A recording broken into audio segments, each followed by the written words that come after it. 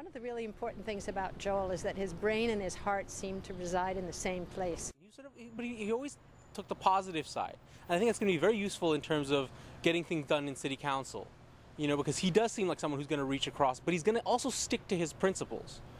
And I was very impressed with that. If he were at city council, he would add to the number, which may be small, of councillors who would act in a mature way, would act civilized, would speak to each other with some respect.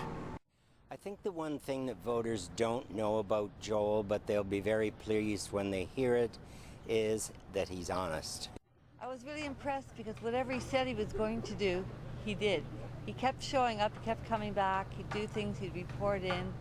And when he came into the office, it was always kind of refreshing. He always sort of brought good energy. He's got a brain, and he seems to know what's going on, and when we talk to him, he always has a good answer for every question we ask. I think Joel will contribute a strong sense of integrity and generosity and an ability to work with people from a wide variety of backgrounds. He's honest with his opinions, but that he's not so zealous about them that he's going to denigrate the other side. I was very impressed with that. Well, I was impressed by Joel's honesty and how hard he works on issues that are important to him. And I feel like he understands what the issues are for people living in Toronto. Joel, I find him to be charismatic. He's a good listener. I have shared a few opinions. I've also consulted him when I wanted his assistance. He seems to be aware of the situation, the environment of the city and whatnot, and I would definitely give my vote to him. He's a really friendly, personable guy, and I think he's a caring person. He cares about people. He genuinely wants to know what's going on with you and what issues matter to you. I heard him speak at one point and I thought, hey, I think this guy has really got what it takes.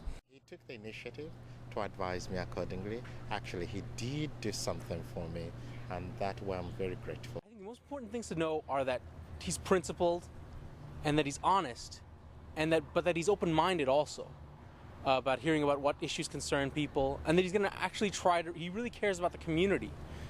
He's really sensitive to issues of justice and fairness and I think actually goodness, but he thinks them through and he thinks the options through with a legal mind, and so his answers are really very well thought out.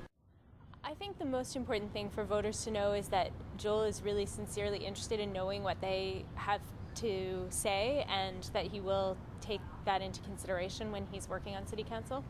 My brother is the first one to say all politicians should be drowned at birth, but I don't feel that's the case with Joel.